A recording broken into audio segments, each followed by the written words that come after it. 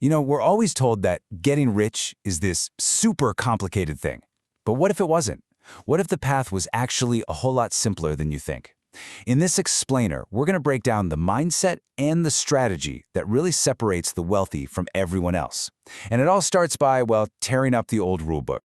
Now this quote from Robert Kiyosaki, I bet it sounds super familiar, right? It's pretty much the exact advice most of us grew up hearing. It's the safe, responsible playbook for success. But here's the thing.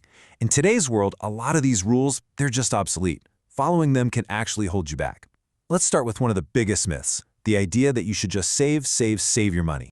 So why is saving money a losing game? Well, it all boils down to one simple but powerful word: inflation. See, when governments print more money, the value of every single dollar you've tucked away goes down.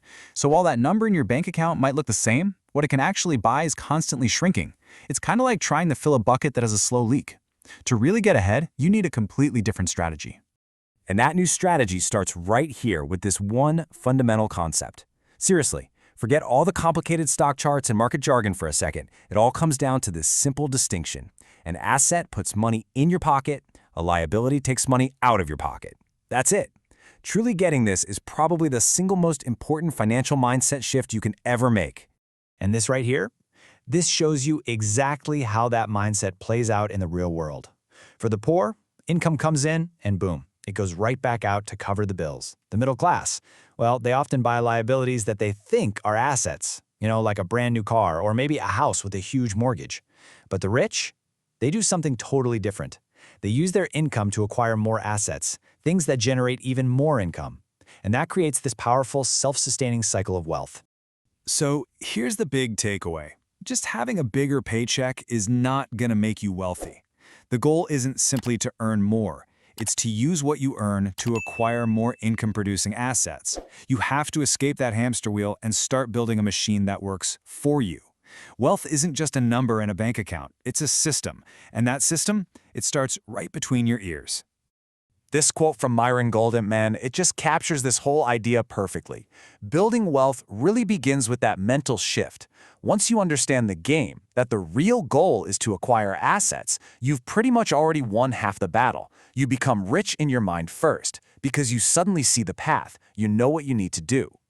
Okay, so to make this whole thing feel a little less, theoretical, let's use a simple analogy for the rest of our time here. Forget the spreadsheets and the financial statements for a minute, and just think of building wealth like planting a money tree. It's a natural process. It's about cultivation, patience, and growth. And the process follows 4 really natural steps. First, you got to prepare the soil.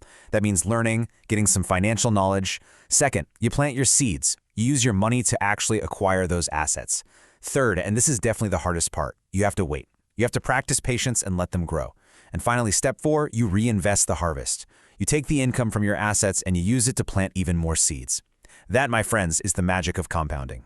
Now, that third step, that waiting part, it all hinges on one critical skill: delayed gratification. It's all about resisting that urge to spend on the things you want right now so you can fund the freedom you want long term. It's choosing the future you really want over the little pleasure you want right now.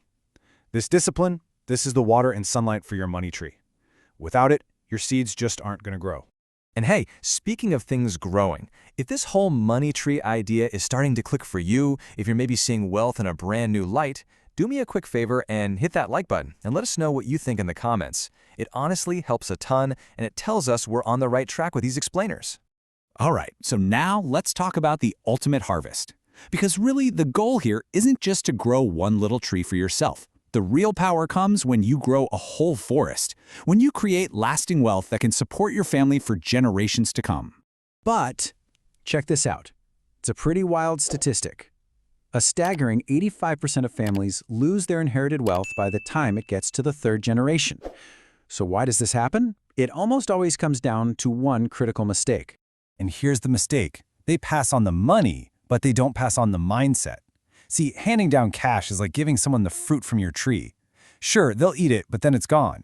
True generational wealth comes from passing on the knowledge of how to plant and grow their own trees. That's the secret of families like the Rockefellers who've kept their wealth for centuries. They didn't just pass on the harvest, they passed on the entire blueprint for the farm. So, let's just bring this all back home. Building wealth isn't some complex, guarded secret. It's a simple, natural process. It's not about how much money you make, it's about shifting your mindset to use your money as seeds. Seeds that will grow into assets that can provide for you and your family for a long, long time. So, that really just leaves one last question for you. Looking at your life, your resources, right now, what seeds are you going to plant today? And hey, if you want more explainers that break down these big ideas into simple, actionable steps, make sure you hit that subscribe button. Thanks so much for hanging out.